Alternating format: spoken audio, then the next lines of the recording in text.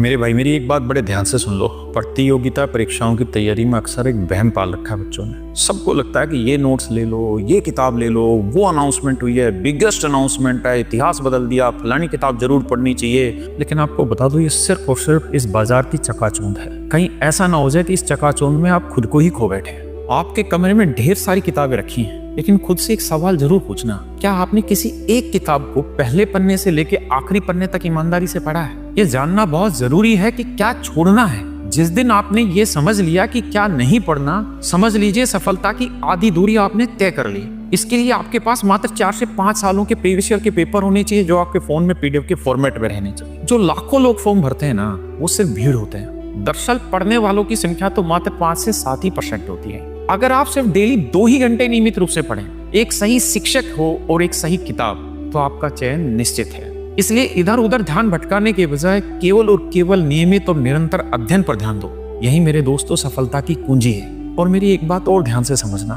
YouTube पर किताबें और कोर्स बेचने वालों के लिए आप खरीदार हो सकते हैं, लेकिन आपके माँ बाप और आपके छोटे भाई बहन के लिए आप बहुत समझदार हैं। इसलिए समझदारी का परिचय दीजिए।